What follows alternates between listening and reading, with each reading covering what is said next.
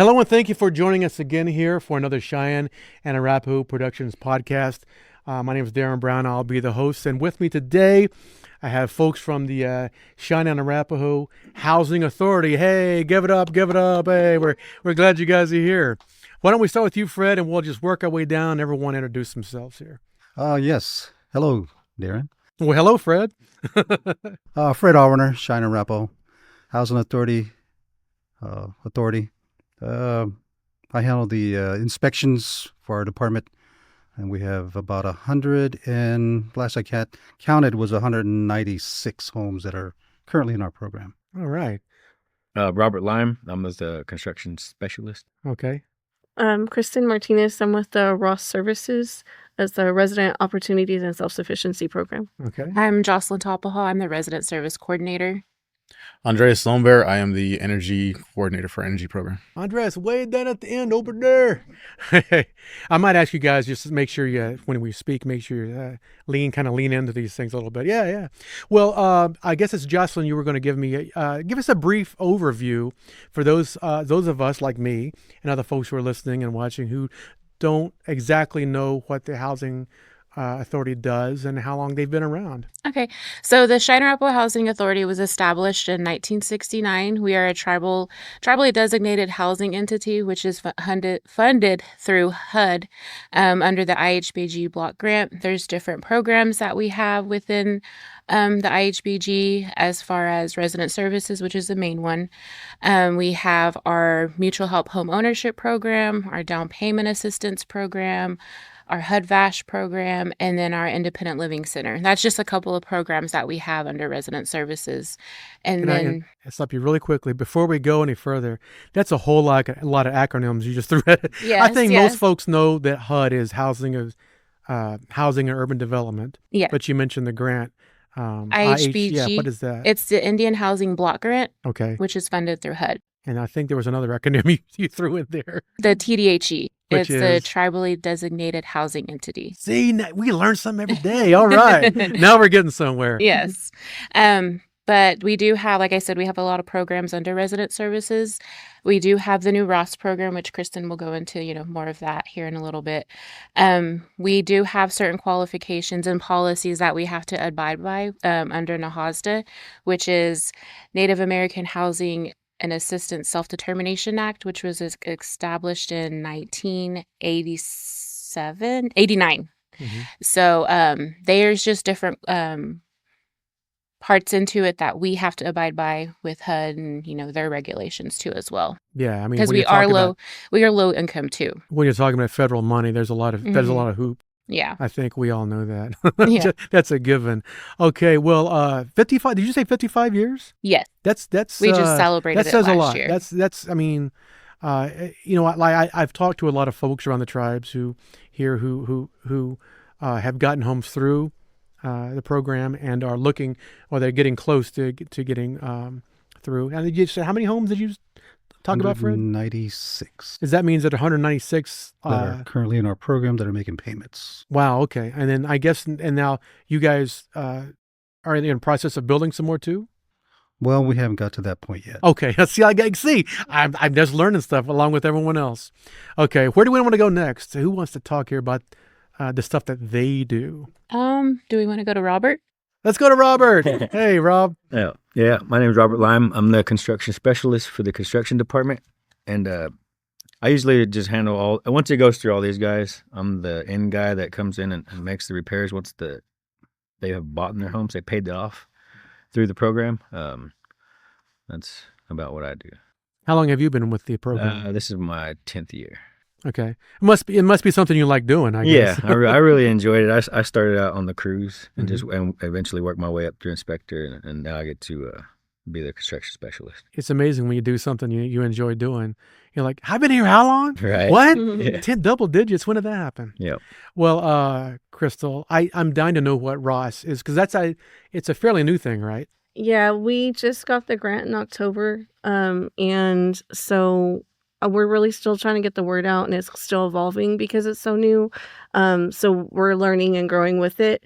But right now we have a primary focus. Well, we have 3 focus areas for financial literacy, which is what we are doing this quarter, and then next quarter we're going to focus on our home ownership, and then our last focus is the elder and disabled services.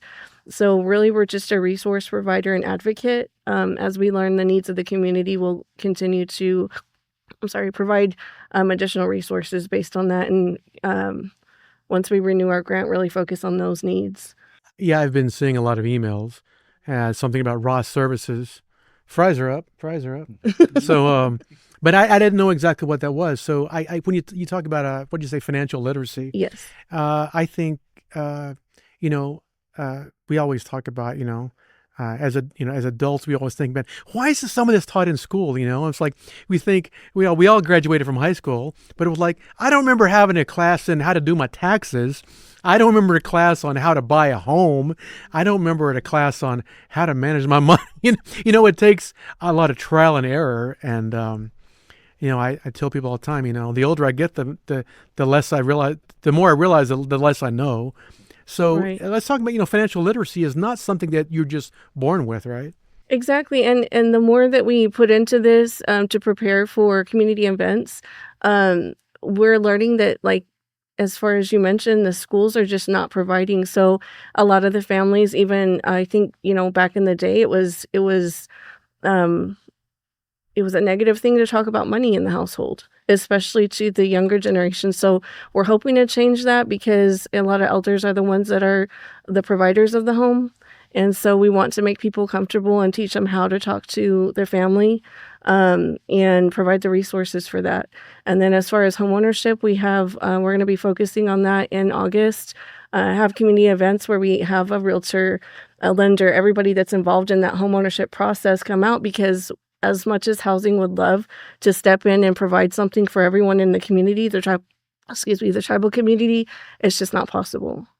Yeah, and I think, like I said, financial literacy, it covers a broad a scope of things, and I think people know what a realtor is, Hmm. but there's so many. You can't just they're not the ones that sell you the house. I mean, Right. it's sort of they do, but there's people there's the title folks. There's inspections, and there's all kind of stuff. And if you don't know, or even if you have a small idea, you can still really a lot of it, if you're not ready, just go right over your head. Oh, yeah. And so I think it's even as adults, man, there's always stuff that we need to know. And it can be really uncomfortable. I mean, and It can be intimidating. it's a stressful time to buy a home, so just letting people know that there's resources, and then that we're there to help them through it. So Andreas, you're way down there at the end of the table. I don't want to forget about you. Tell us what you do, sir. So I'm the energy coordinator for our new energy program right now. Some of the stuff that we're working on is trying to get clean renewable energy to a lot of our low income homes. So a lot of we're trying to accomplish through solar energy.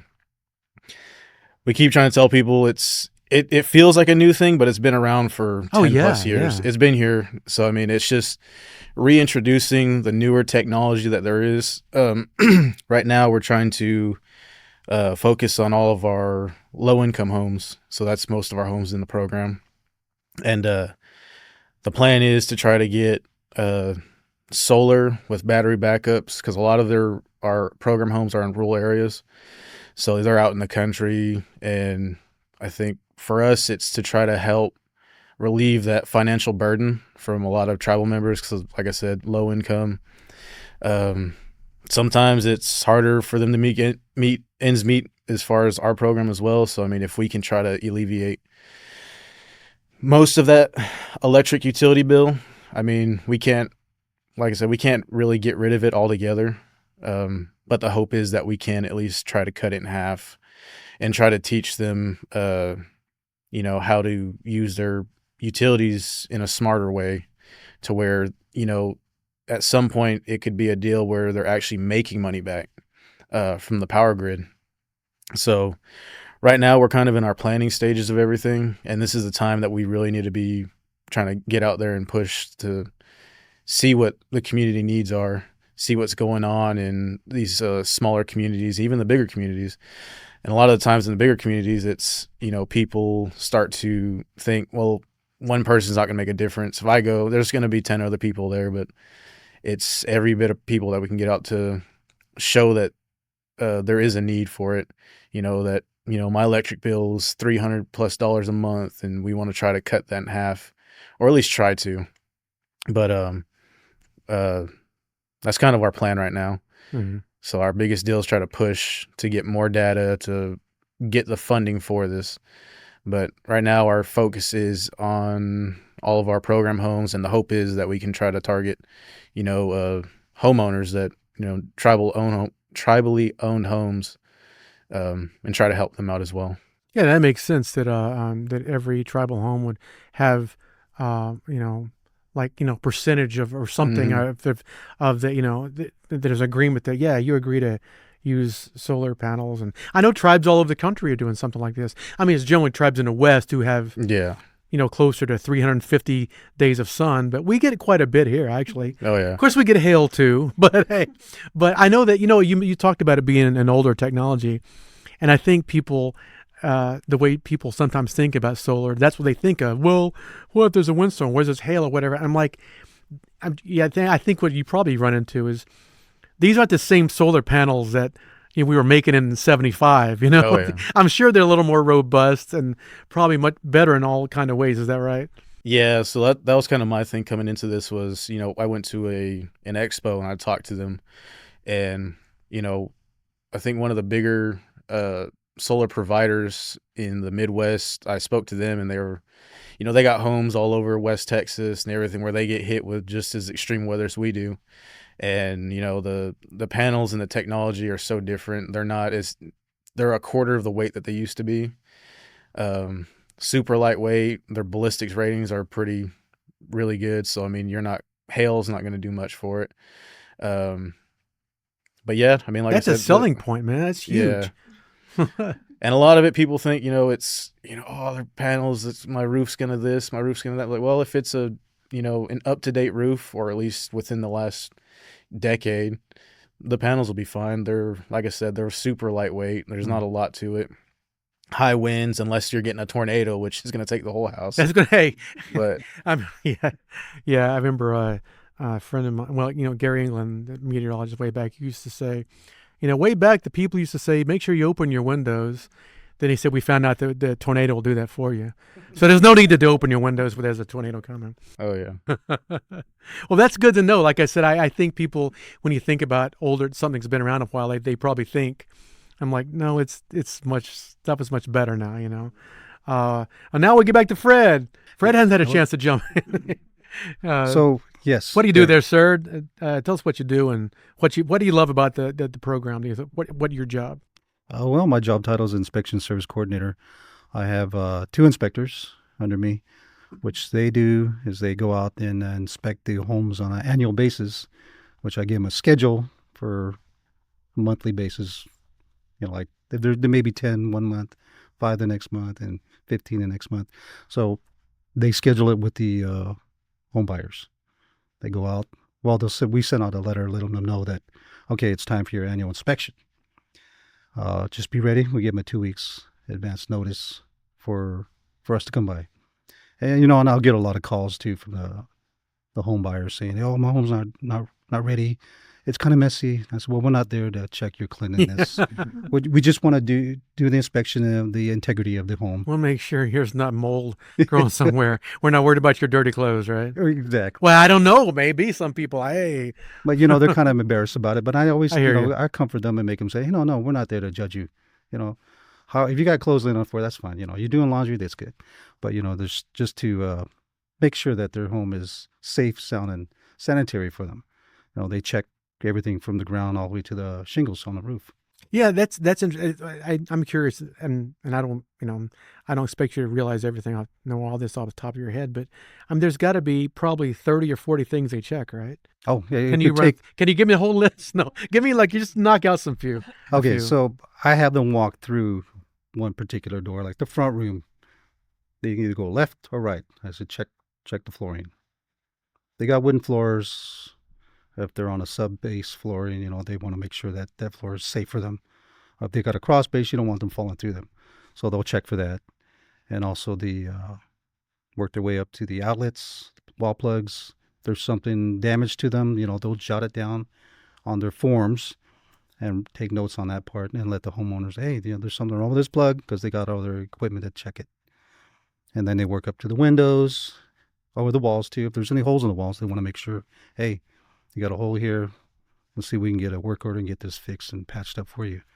You don't want any critters coming through the wall, especially on the base. Mice can come through. And windows, they check for damaged windows. They'll make note of that, and they'll say, how long has this been broken? Oh, it just broke last week. Storm came through, hail went through and broke the window.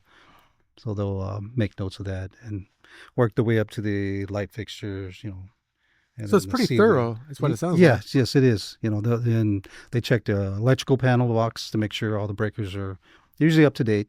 Sometimes some homes are pretty old. We have to upgrade them because they still have the old two-plug wall outlets. Yeah, there is some homes that still have them. We do our best to try to accommodate them in those areas for just making sure it's safe sounding for them. And I'm just curious, when you have to make repairs, you said that is it a thing where you said 100 and something homes, 96, basically 200 homes. Yeah. Does that mean that you're constantly fixing stuff, or so some homes are? Does it seem like it sometimes? Yeah, as I always say, well, it's Monday, so the phones are going to be ringing. Oh, and then emails are coming in saying they got. Especially if it's been after a storm. Yeah. Oh yes. That's one thing I always check on the weekends. I always have my work cell, and Damon says, make sure you answer your phone, check your emails at least 3 times a day, and I do that. So if there's an emergency comes through, I'll call up the home buyer and let them know, hey, we're going to try to get this taken care of, depending on how bad it is. Let me ask you this, is there a most common repair or is there a most common things that happens to homes that homeowners don't, that they don't know about or they don't realize? Well, their roof. Yeah. Okay. Because you're not up there. A lot of them don't have ladders, so they don't. Well, hey, I'm just saying. The house I used to live in, my roof was like that. Oh yes. And I used to get on all the time. No, right. Now the house I'm in is like, I ain't getting up there. Fred, I'm not doing it. Yeah. I was going to change the Christmas lights. I got up near the top, and I did get on the roof, and I said, nope. No, 20 years I would have, but I'm. Yeah.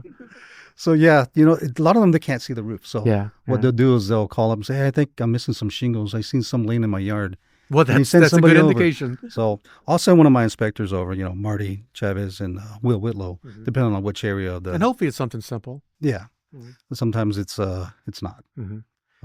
Like the past storms we had a big windstorm that came through, if you remember that, back in March. And a lot of them lost shingles and sections of their roof. So I had to have that taken care of to prevent any water damage in the interior of the home. So you said that is the most common thing? High winds, yes, really, with the shingles getting blown off. Okay. The other one is plumbing. Yeah. So a lot of them like to use just a little bit too much paper. So they'll call and when up we housing. say paper, y'all know what we're talking about, all right? So they'll call up housing and say, hey, it's backing up. Yeah. Can you get a plumber? And it's usually on a Sunday. Oh, of course. On a Sunday afternoon. Probably on Thanksgiving. Yeah. Hey. Oh, believe me, I have calls like that, yes. Yeah, have 15 holidays. people over at the house. Oh, good. Y'all need to prepare for that. Gee. I mean, they need to prepare for that. Yes. So, they're unable to do that. So I'll end up getting a plumber out there to get it taken care of. Wow. That's good to know. Yeah. So there's a lot to the inspections, there's, whoops. Sometimes that happens too. People drop stuff. Yeah. Other things are doors getting kicked in. Okay. So it's an emergency for them. So we try to get that taken care of as quickly as possible. And you mentioned, as someone who's not here, you mentioned Damon. Mm-hmm. Let's talk about what he does. He's our director. He's your director. He's our director. I see that guy. I thought he was coming. I don't think he likes being on camera. Now, did I say that? No, I think he's no. That's just, he's busy today, I'm sure. Oh, he is. He's. How long has he been director? Let's see. Since 2021. Yes. Okay. Yeah. Okay. March, Little April, bit, little April, bit. April 21. But he was there before. Yeah, he Yeah, he was was. there at He's the been Housing with Authority. the Housing Authority for some time, I think. Mhm. Yes. Well, you don't want to know how long I've been there. No, shout out to you, Damon. Oh, really quickly, we have other folks in the studio. Just tell us who we got here. And we have Sarah Hewlett. She's our executive administrative assistant. And then we have Thalia Twins, who's under resident services she's our occupancy specialist. And then Michelle Bigfoot, who is our compliance officer.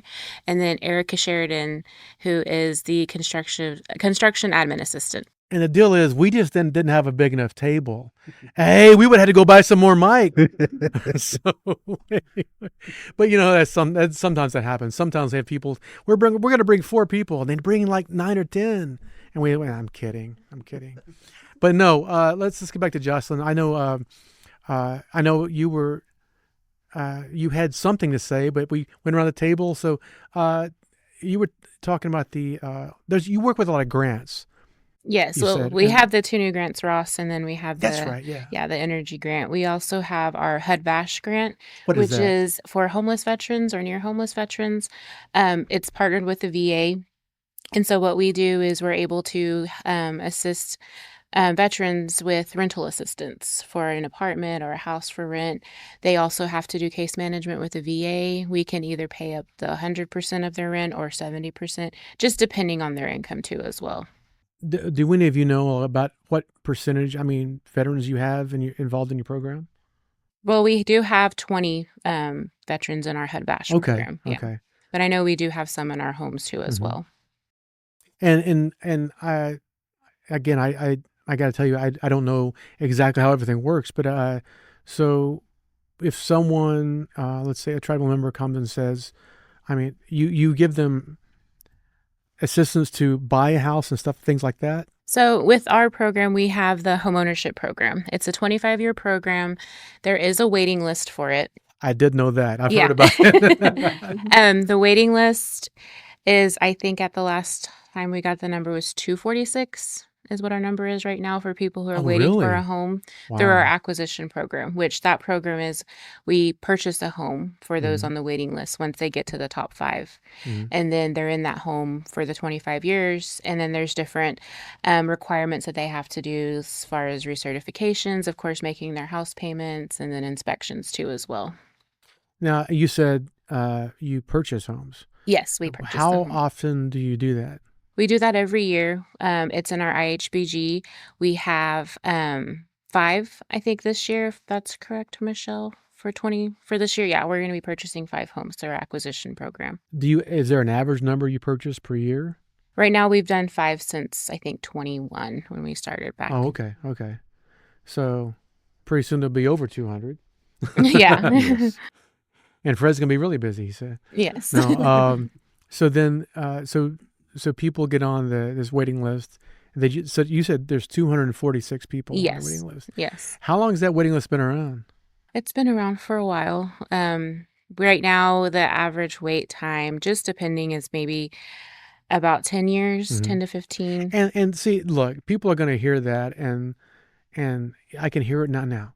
Well, it's too long, but I think, explain to people, this is not a simple thing, and if you're talking about a lot of people who are, in line basically, and there's a lot of hoops that they have to jump through, and you expect them, but on your end as well. Let's talk about, it's not a simple thing. Yeah, especially because it is funded through HUD.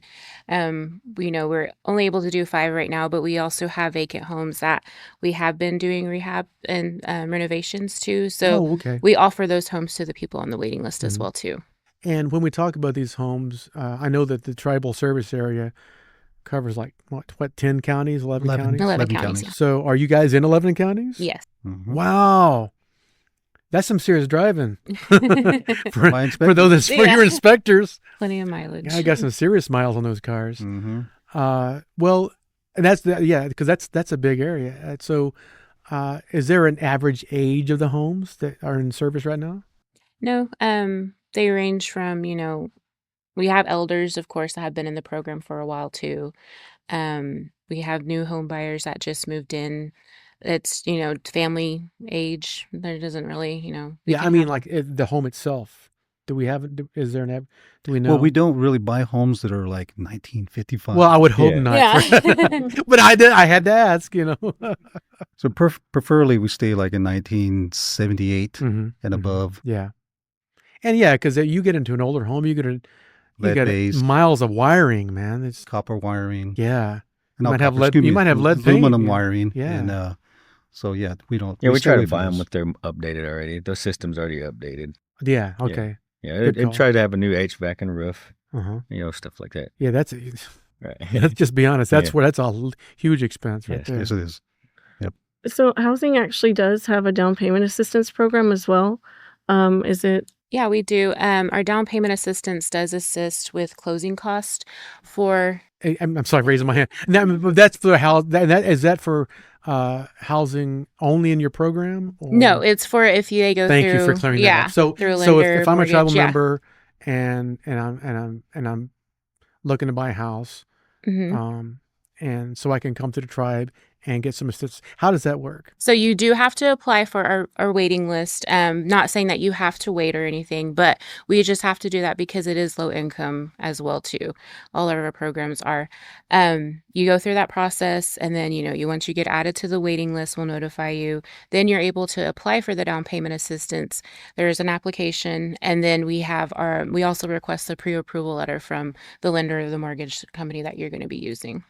And when we talk about low income, can you quantify what's the criteria for that? Low income. Well, HUD did just release their income limits, and I can't remember off the top of my head, but we can't do anything over 80% of the median income for our programs. I don't have it right here on hand. Does but- anyone of you guys out there know that? They change on a regular basis. I know. It depends. What the on, last numbers were?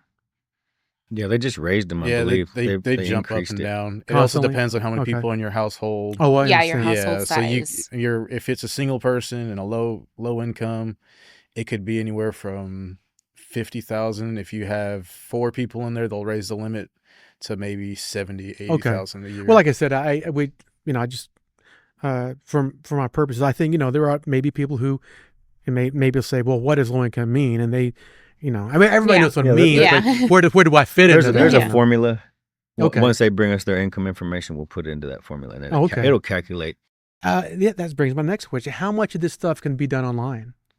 Well, we do have our applications online, but not that you can submit them online. I know we have like the emergency repair application and then the lawn care program application that's online, Mhm. but we do provide the applications online, or they can print them off and then bring them to us. Okay, or send so 'em. so in an email. for all the real important stuff, I guess what I'm trying to say, Mhm. you do need you only be visit the office in person. Yeah, we can, or you can email it to as well or mail it to us as long Oh, as, yeah. so let me get it straight. So someone could print out the forms, fill them out, and then email, or here's an old term, fax. Facts. Yeah, we Yeah. still receive We still facts. get facts. Or I suppose they could. Could they?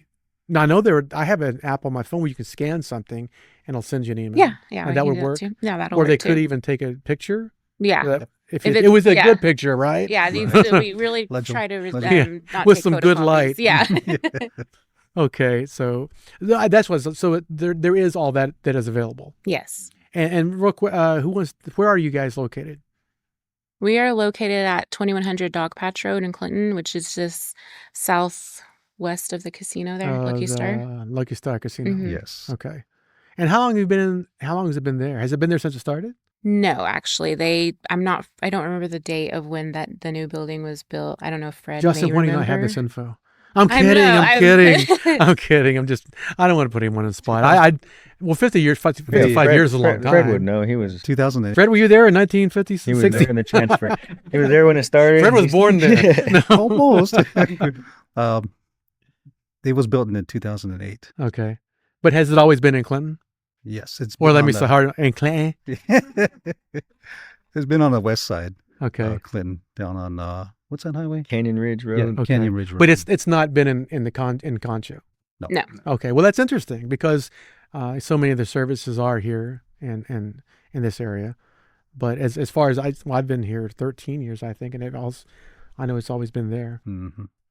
And okay, well, who else really quickly before we wrap it up? Who wants to talk about how much they love what they do? And did we miss anything? What did we miss? Yes, you asked Robert. about some building. Yes, yes, please. we are in the process of building.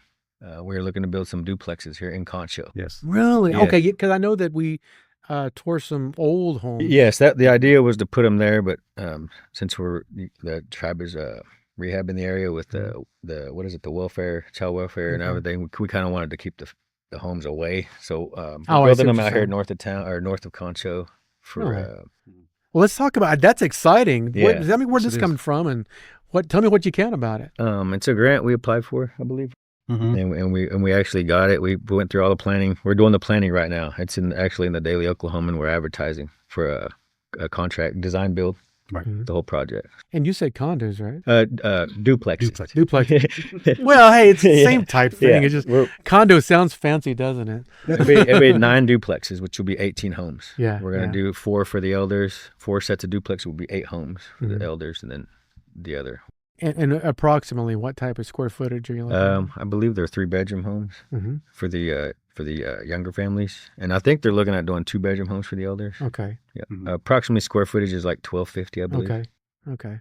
And That is exciting. Yep. the elders is going to be by the Food distribution, food distribution. just south of the food distribution. Oh, down over here off of Black Kettle. Yes. Mm-hmm. Yeah, Wow, now that is exciting. it is. It is. And since we talked about the weather already, they're going to have safe rooms. Yes. That was. Built in. I was. The Yeah. Penn Well, State earlier room. when he was talking, I was thinking Yeah. about that. That's. Yep. Oh, The man. elders will be ADA compliant, Mhm. all that good stuff.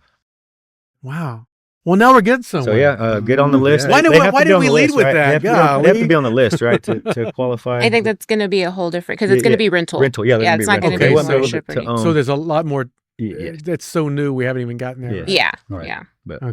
we are building them. They are going to be built. So that's something new for us. Yeah, Yeah, the housing. Yeah. How does now? Okay, if someone heard that and they're all like, "Oh, how many? What?" So how do they get more info and how they follow this? I'm sure they're going to have to be on the list. Yeah, right? there's Yeah. there's There'll going to be be a- a so we're list going and to create a list for Yes. that. Yes, There's going to be an and, I mean, application process. There's going to be a separate list created for that.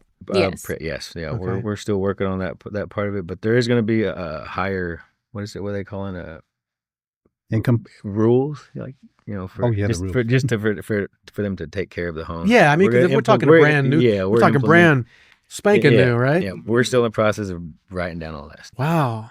And there's housing community events and fairs coming up that they could get more information, I think, Yeah. from those. Now, what I want to talk about is we can talk about those, but I realize that this podcast will be living on the, so we don't want to talk about tomorrow or the next week. So, Right, but there's stuff happening coming up. Let's talk. I mean, and the stuff you do through the year. Talk about those. We have our housing fair coming up. Mm-hmm. So that's what do we Thursday. have? Three Yeah, scheduled for the year. there's- And then they still have community outreach events through the year too. I think there's 5, 7, don't we? 5, 7. I know that I've attended a couple of. We've shot some video at some. I think was you guys you're helping people with minor repairs on the house. yes. Talk That is a about housing I fair. thought those are really cool. Yes. That's That's our a housing housing fair? fair. Yeah. So yeah, And so there's a lot of stuff that people don't realize. You could go to Lowe's or Home Depot or whatever. I'm not paying anybody. Okay, sure, we're not advertising. no You could advertising. go to a home improvement store box and, store. Of your and life. buy something and fix your it's not going to kill you to spend $5 on a minor repair Right.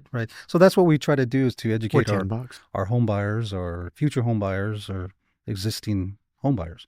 So there are a lot of simple things, like changing out the light fixture, or the main thing, changing out your filter. And your Exactly HVAC. right. So that falls People, in part of the hey, y'all inspection, should. too. If y'all don't know that, you got to change your air filters. My Yes. It's a goodness. month. Yeah, it's a once a month thing. So there's a lot of stuff that we have, plumbing issues. Underneath your vanity, there's they call it a P-trap. So a lot of them will little bump gooseneck that. thing, yeah. Yeah, they'll bump it and it falls off, and they'll stick a bucket there and catch the water. They say, "Hey, I got a funky smell coming out from underneath there." You think? So we send an inspector to go look at it and say, "Well, it's a simple fix because you can just hand tighten." Yeah, you don't even need tools. Yeah. It's to all actually hand tightened. repair And there's it. a lot of things that you need to change the washer and stuff like that. Yeah, And- yeah. Holes in the walls, show them how to patch a hole, Mm-hmm. or change out the wax ring on your toilet. And then some people don't want to do that, so we'll pay somebody else to go do it for them. Yeah. But a lot of it's just all helpful information. But like I said, the one that I think there was something about your water heater, I think, and there was something electrical, which I'm like, I don't know if I want to do that or not. But but a lot of it was pretty simple. I mean, people, as far as like smoke detectors. Yes. And I think someone was talking about filters, and there was something else. A lot of it's preventative maintenance. Yeah. That's what it is. Yeah. Yeah, and that is so important that homeowners need to know. So yeah, we'll go back to the smoke detectors on that. So that's part of the inspection too, as well, on these homes. A lot of them will take them off the walls because they're chirping. This thing keeps beeping. So my inspectors Well, will change the stinking educate battery, them. right? That's exactly what it Yeah. is. It's a low battery indicator. Then you gotta have a ladder, right? Hey, like we were talking about. Yes. So they'll either take a broom handle and knock it off the wall. Oh, So they'll go do the inspection, and we've also even went out and bought them for them just to have them so they can pass their inspection. Yeah. That's the main thing, and it does save lives. It's an important thing. yeah. Like I said, when I saw that, I thought to myself, man, this is. I mean, it seems so simple, but like we were saying about financial literacy and all that stuff, it's when you live in an apartment where all you do is pay one bill, and they take care of your water and electricity and. You may think that that's really the way the world works. Yeah. And I'm here to tell you it's not. Right. Not at Because all. when you buy a home, you got to pay for this. You got to pay not only pay your Property mortgage, taxes. then you pay your property taxes, and then you pay your electric bill, your water bill, your cable bill, Trash. Cut the grass. trash. Yep. Oh yeah, yeah. If you don't have a lawnmower, you gotta. Oh Lord, don't give me. Yeah. They nickel and dime you to death, and if you're not ready for that. And if you don't realize, Oh yeah. I should change these filters. It's like if you never change the lint screen on your Oh yeah. on your your dryer. Why are my clothes not getting dry? Well. So we have samples of those too when we have our housing fair. Say this is what happens when you don't change them. Don't let this happen to you, right? Oh man. Well, okay. We could go for another 30 minutes. But I think, and kind of starting to wrap it up, I wanted final thoughts from you guys, starting with. I think Fred might have one more thing we want to talk one about more thing. Let's do it. is the bed bugs. Oh, yes. Lord. Okay, so Oh, that's a bad word. Yeah. you know what? When I was on my way over But here, it has to be said. I got a voicemail from IHS and wanted to know if I can help with another person that has these issues, the little critters I call them. So Ooh. we've been having this little coalition with the Housing Authority and the IHS and the Health Department at our meetings. We just had one last week. So that was the big things about talking about bed bugs. So, Damon came up with it. It's not your fault, which it isn't. And let's just be honest, that is a stigma. I mean, because if it turns out that they, even if you were like, if they show up in your house, all of a sudden, you're ostracized. Yeah. There's a lot of people get embarrassed about it, but I hear you. but But it's something we can help with, Yeah. and we have treatments. They can either do the chemical treatment, which costs, housing, X amount of dollars. But there's also this product I've been, trying to push towards those ones that are having those issues is diatomaceous earth. It's a natural product of the earth itself. It's actually fossilized algae. Yeah, it's white powder. What it does when those bed bugs come in contact with that diatomaceous earth, it breaks down their ectoskeleton, and they'll die within 24 hours. But the main thing is you want to put it around the areas that you have the infestation is, like your bed, your furniture, do it around the legs, baseboards. That helps. but this is not. We got to this is not something you want to delay at all. This is something that can get out of hand fairly quickly. Yes. Oh, yeah, it can, because it'll get on your clothes and gets to somebody else if you're hugging somebody. And these things crawl fast. I mean, fast. They read your body heat. That's how they find you. So they only attack you at nighttime when you're sleeping because you're laying flat, Mm. and that's when they come out. But it's something like it's not going away by No, itself, no, no. and so it's something that you need So to really. we try to help. Yeah. We want to do Well, our that's best good to to try know. to help. You know, and again, it's not your fault. Yeah. I love the fact we were about to close out. She said, Fred needs to talk about bed bugs. But can I get some closing thoughts? We'll start with you, sir. Yeah, like I said, with our energy program being so new, the biggest thing right now is to get all the data I can. Try to get to our tribal members and have them tell me because a lot of people will have bad experiences even with the utility company. Power goes out, they're out of power for 4 or 5 hours, if not a whole day. So that's what we're trying to get to relay back so we can actually fund some of these bigger projects that we have in the works. So, but yeah, that, and then I have community outreaches I'll be doing out throughout the year and next year as well. I have one tonight, actually. I have a community outreach in Clinton tonight, and then I'll also be at all the housing fairs and everything. So my biggest thing is if you got, you're wanting to learn more about what we can do with solar energy and everything, come and ask. I mean, that's the biggest thing, is just ask questions about it. I think people are maybe intimidated about it, but it's pretty simple. I mean, I'm not going to go flying over the top of your head with acronyms and different terms. I'm going to try to, it's pretty simple, but yeah, it's just the biggest thing of getting the data to get the funding for it. So. Me? No, I've worked at the Housing Authority for the past 13 years, and I love my job, obviously. And yeah, of course, we have our challenges, but I think what I like there most is seeing our families have homes, and, when they pay off their home too as well, just because that's something my grandparents had taught me, is always having a home for your family. So that's kind of what keeps me, going. Providing all these services to our tribal members too as well, getting the information out there, letting them know, hey, if you have questions, contact us. That's why we have our housing fairs, we have our outreach meetings, that way they can have that one-on-one with us to get that information. But yeah, we do have our housing fair this Thursday at the Clinton ERC, right across from the Housing Authority, from 4 to 7.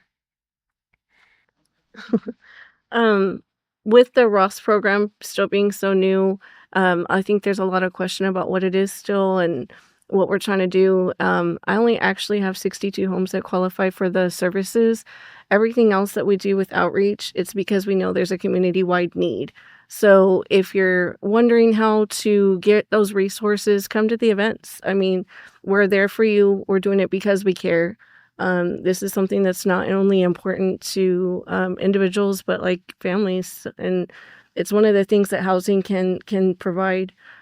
So it's we got our last financial literacy event is going to be on Tuesday, the 27th of May.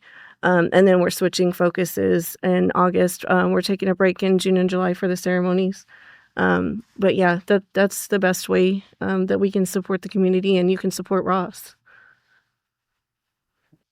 I enjoy my job. Looking to the future. These new builds coming up.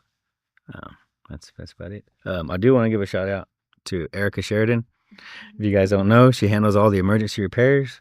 She handles them all by herself, without us. Just want to bring that to light.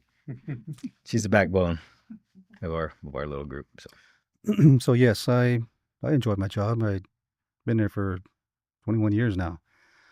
Started out basically at the bottom, helping renovate our tribal elder homes, and worked my way up to renovations and new builds, and then came into the office in 2013. So I've been helping just about everybody out there, and as you all know, we're all a family here. Whether we know it or not, we're all related in some way. So we're all helping our family members that are out there in the communities. But yeah, I love what I do. Thank you. All my relations. And so I you're talking about outreach and everything, but if people want to find out more about the Housing Authority and do you guys have a website or a Facebook page, or is there stuff? Can they find you through the tribe's Facebook page? Yeah, Or we're on the website? tribal's website. Yeah. That's the best way. Yes. Okay, and at least call you Yeah. because I know your phone numbers are on there, Yes. and somebody will answer the phone, right? Yes. Of course. All right. Well, I want to thank each and every one of you. A big hi-ho. Thank you. Nice for coming on and sharing some information with me because I didn't know a whole lot about your program, but now I feel like I do. And I want to thank all the folks out there. Give yourselves a hand. Hey, for coming out and maybe with tag team. You guys are up next. Let's switch. No. Okay. So, well, thank you so much for joining us, and catch us next time on another Cheyenne and Arapaho Productions podcast. We will see you then. Bye. Thank you.